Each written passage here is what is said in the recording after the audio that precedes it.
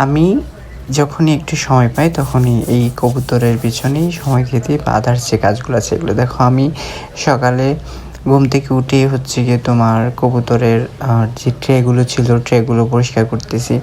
এগুলো পরিষ্কার করতে অনেক সময় দরকার হয়, অনেক পানিরও লাগে।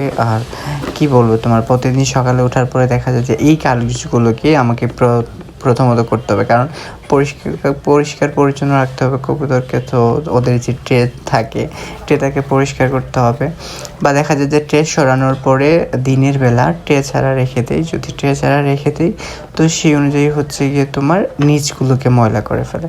তখন আবার কি করতে হবে, নিচের ময়লাগুলোকে পরিষ্কার করতে হয়। তো নিচের ময়লাগুলো পরিষ্কার করতে গিয়ে অনেক সময় দেখা যায় আগের দিনের পুরো শক্ত হয়ে যায়। তো সেগুলোকে পানি দিয়ে, ঝাড়ু দিয়ে, তারপর হচ্ছে গিয়ে তোমার দা দিয়ে যেরকমভাবে ওগুলোকে তোলা যায়, কারণ এগুলো প্রচুর শক্ত হয়ে বসে থাকে।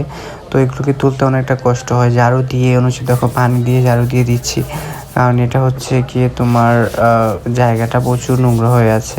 নোংরা জায়গাগুলোকে আমার হচ্ছে গিয়ে অনেক সময় নিয়ে অনেক কষ্ট করে এগুলোকে তুলতে হয়। দেখো আমি ঝাড়ু দিয়ে বারবার ট্রাই করছিলাম, তারপর দেখা যায় এমনভাবে শক্ত হয়ে বসেছে সেগুলো উঠতেই যাচ্ছে না। শেষ পর্যন্ত কী করলাম, দা নিয়ে আসলাম, দা নিয়ে এসে দা দিয়ে ঘষতে শুরু করলাম। দেখো ঝাড়ু দিয়ে দিচ্ছি কিন্তু এগুলো উঠার কোনো নামই নেই, সেজন্য দা নিয়ে এসে দা দিয়ে ঘষতে শুরু করলাম।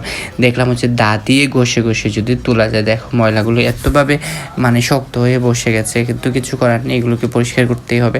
কারণ আবার যদি আজকে একই জায়গায় যদি কবুতরগুলোকে আবার নিয়ে এসে রাখি তাহলে হচ্ছে এখান থেকে ওদের বিভিন্ন ধরনের সমস্যা হতে পারে, রোগ জীবাণু হতে পারে। সেজন্যই পরিষ্কার করা। তো এগুলো করতে হতে এগুলো পরিষ্কার করে ভাবলাম গাছের নিচে অনেক ধরনের ময়লা জমে গেছে, আমাদের টবগুলোর নিচে ময়লা, এগুলোকেও পরিষ্কার করে এগুলোকে ঝাড়ু দিয়ে দিচ্ছি। সে কারণ হচ্ছে গিয়ে এখানে এগুলোর তলের মধ্যে প্রচুর পরিমাণে ময়লা জমে। তারপর হচ্ছে গিয়ে তোমার আশেপাশে যেগুলো বাতাস টাতাস দিলে সেগুলোতে ময়লা এসে পড়ে। তারপর নিচে অনেক দিন ধরে বৃষ্টি দিচ্ছিলো যার কারণে অলরেডি বালুর মতো একটা লেয়ার তৈরি হয়ে গেছে। সেজন্য ভাবলাম এগুলোকে ঝাড়ু দিয়ে দিই, কারণ সব কিছুর পরে হচ্ছে পরিচ্ছন্ন রাখা। সব কিছু তুমি যে কোনো কিছুই করো না কেন সেগুলোকে পরিষ্কার পরিচ্ছন্ন রাখাটা সো ইম্পর্ট্যান্ট। তো এগুলো করতে গিয়ে আমার হচ্ছে কি অনেকটা সময়ও ব্যয় হয়, আমি প্রচুর সময় ব্যয় করতে হয় এগুলোর তোলে। দেখা যায় যে সারাদিনের মধ্যে প্রায় অর্ধেক দিনে আমার চলে যায় এগুলো পরিষ্কার করতে করতে। এই কবুতরে টেক কেয়ার করো, গাছে পানি দেও, এই করো সেই করে আমি সারাদিন এগুলোর মধ্যেই দেখা যায় আমার বাসায় থাকলে পুরো সময়টা আমার এগুলোর মধ্যেই আমি কাটাই দিই। তো সেজন্য পুরো যেখানে দেখছি আমার গাছগুলো ছিল সেখানে ময়লা ছিল, এগুলোকে পরিষ্কার করে দিলাম। করে দেখলাম যে কবুতর খাঁচার মধ্যে দাঁড়াইতে সমস্যা হয়, সেজন্য কবুতরের জন্য কাঠ কেটে দুইটা জাস্ট ওরা দাঁড়াতে পারে, যাতে খাঁচার মধ্যে ওদের দাঁড়াতে সমস্যা নয়, সেজন্য এগুলো কেটে নিলাম।